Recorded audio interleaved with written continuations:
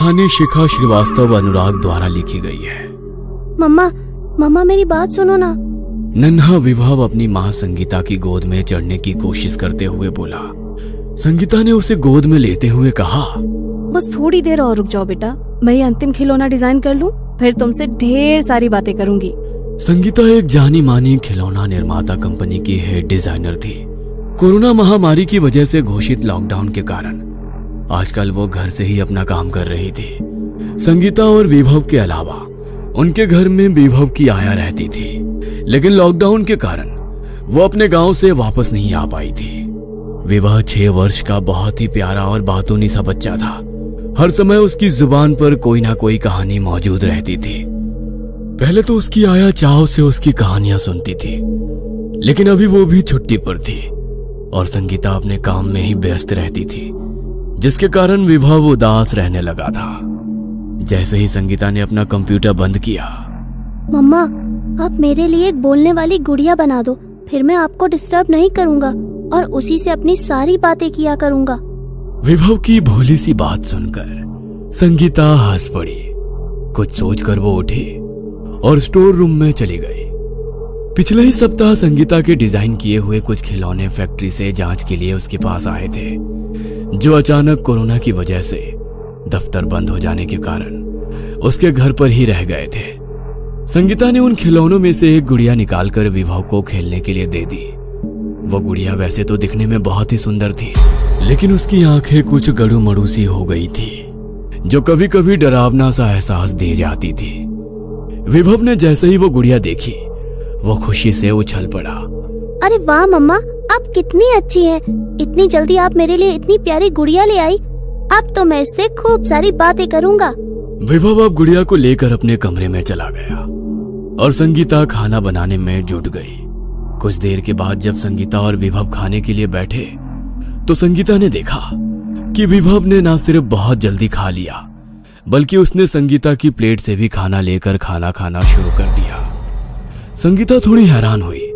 फिर उसने सोचा कि शायद देर तक खेलने के कारण विभव को ज्यादा भूख लग गई होगी। खाना निपटाकर संगीता एक बार फिर अपने कंप्यूटर के आगे बैठ गई और विभव अपनी नई गुड़िया से खेलने में मग्न हो गया। अभी कुछ ही मिनट बीते ही होंगे कि विभव के हंसने की आवाज से संगीता का ध्यान भंग हुआ। उसे आज विभव की हंसी बदली हुई सी लगी। वो चौंक कर उसके पास पहुंची तो उसने देखा विभव गुड़िया को लिए अलमारी के ऊपर चढ़कर बैठा हुआ था। उसे यूं देखकर संगीता घबरा सी गई। तुम अलमारी पर कैसे चढ़े? अगर गिर जाते तो क्या होता? इस लॉकडाउन में मैं तुम्हें कैसे घर से बाहर हॉस्पिटल लेकर जाती? और हॉस्पिटल में अगर तुम्हें या मुझे इन्फेक्शन हो जाएगा तो क्या होगा? पता नहीं ये कौन सा नया खेल सूझा है तुम्हें। चलो जल्दी नीचे आओ। ओफो मम्मा, कितना मजा तो आ रहा है। मेरी गुड़िया ने मुझसे कहा है कि हम यहाँ बैठकर खेलेंगे, इसीलिए मुझे इसकी बात माननी पड़ी और फिर उसका हाथ पकड़कर मैं आसानी से यहाँ ऊपर आ गया। संगीता विभव की कहानियां बनाने की आदत से वाकिफ थी, इसलिए उसने इस बात पर ध्यान नहीं दिया और किसी तरह विभव को अलमारी से नीचे उतारा। अब तुम्हें अकेले अपने कमरे में खेलने की जरूरत नहीं है, तुम मेरे सामने बैठकर ही खेलो। विभव को अपने सामने देखकर संगीता ने राहत की सांस ली और अपने काम में लग गई। अब कुछ न कुछ अजीब घटनाएं रोज का क्रम बनती जा रही थी। कभी विभव जरूरत से ज्यादा खाता तो कभी अजीब सी आवाज में हंसता, कभी वो पलक झपकते ही किसी ऊंची जगह पर बैठा हुआ नजर आता, तो कभी उसका चेहरा संगीता को डरावना सा एहसास देता। विभव की हर बात में ये बात जुड़ी होती कि गुड़िया ने बोला ऐसा करो वैसा करो, लेकिन संगीता इसे विभव का बचपना समझकर भुला देती थी। इन सब बातों के असर से संगीता को लगने लगा कि वो शायद जरूरत से ज्यादा अपने काम में उलझ गई है और आराम के अभाव में उसे अजीब अजीब बातें दिखाई सुनाई पड़ने लगी हैं। इसलिए उसने तय किया कि वो कल ही अपने बॉस से बात करके 2 दिन की छुट्टी ले लेगी और अपने साथ साथ विभव का भी पूरा ख्याल रखेगी। लेकिन अभी रात बाकी थी। संगीता ने रात के खाने के लिए जैसे ही विभव को आवाज दी, नहीं मम्मा, मुझे नहीं खाना है। विभव का जवाब सुनकर परेशान सी संगीता उसके कमरे में पहुंचकर बोली, क्यों नहीं खाओगे? चलो जिद मत करो। गुड़िया ने मुझे खाने के लिए मना किया है।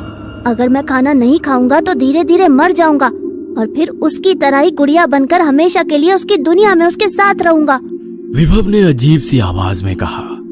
विभव के मुंह से मरने की बात सुनकर संगीता के गुस्से का ठिकाना नहीं रहा। उसने विभव को थप्पड़ मारने के लिए अपना हाथ उठाया, लेकिन ये क्या, उसका हाथ बीच हवा में ही रुक गया।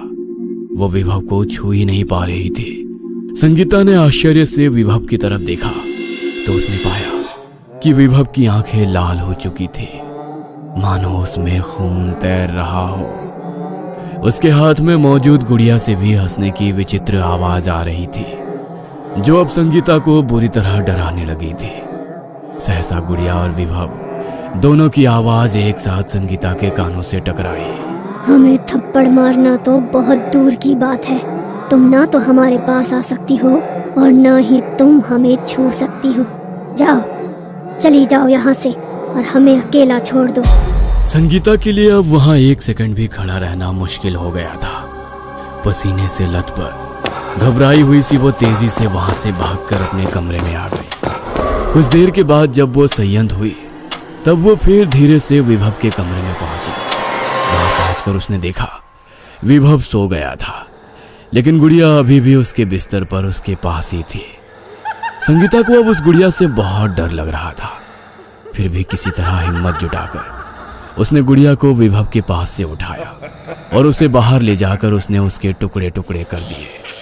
फिर गुड़िया के इन टुकड़ों को उसने एक बॉक्स में पैक किया और उसे अन्य डैमेज खिलौनों के साथ रिकंस्ट्रक्शन के लिए स्टोर रूम में डाल दिया।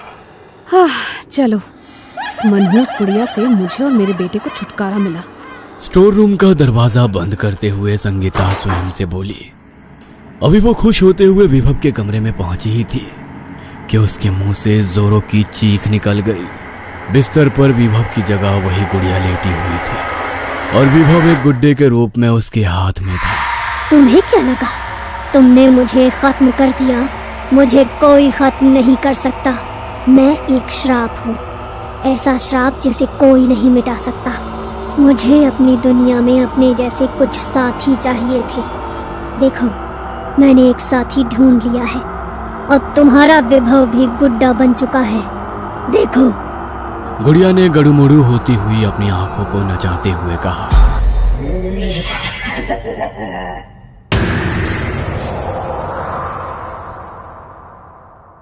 देखते ही देखते वो बेहोश होकर गिर पड़ी। बेहोशी में वो बस लगातार एक ही बात बड़बड़ा रही थी। छोड़ दो, छोड़ दो, मेरे विभव को छोड़ दो, छोड़ दो।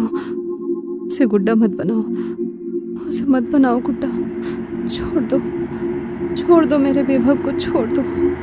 अचानक संगीता को महसूस हुआ कि कोई उसके चेहरे पर पानी डाल रहा है। उसने धीरे धीरे अपनी आंखें खोली तो उसके सामने पानी का जग लिए विभव खड़ा था। विभव पर नजर पड़ते ही संगीता झटके से उठकर बैठ गई और उसने उसे खींचकर अपने गले से लगा लिया।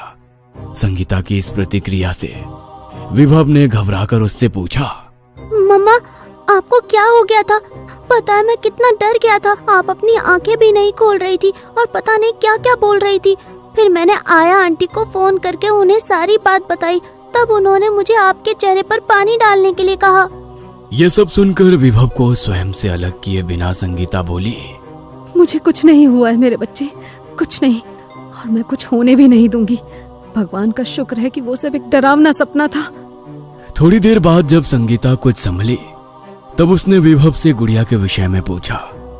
विभव ने रुआसी आवाज में कहा, पता नहीं मम्मा, मेरी गुड़िया कहाँ गई? मैं कब से उसे ही ढूंढ रहा हूँ। यह सुनकर संगीता ने चुपचाप स्टोर रूम का रुख किया।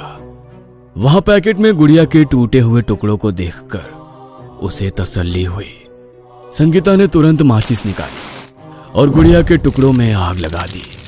देखते ही देखते वो सारे टुकड़े धूं धूं करके जलने लगे। आग के बुझने के बाद जब संगीता विभव के कमरे में पहुंची तो वहां विभव की जगह पर वही गुड़िया बैठी थी और संगीता को देखकर मुस्कुरा रही थी। संगीता उसे बिस्तर पर देखकर हैरान हो गई। तभी गुड़िया के अंदर से आवाज आई, मैंने कहा था ना, मैं एक श्राप हूँ, श्राप। जिसे कोई नहीं मिटा सकता है। ये सुनते ही संगीता के रोंगटे खड़े हो गए। संगीता भागते हुए जैसे ही स्टोर रूम में पहुंची, उसकी चीख निकल गई। उसने गुड़िया समझकर विभव के टुकड़े करके उसे आग लगा दी थी। अक्सर पागल खाने में रोते हुए संगीता की आवाज सुनाई देती थी। मैंने विभव को नहीं मारा है। मैंने तो श्रापित गुड़िया को मारा था। हाँ,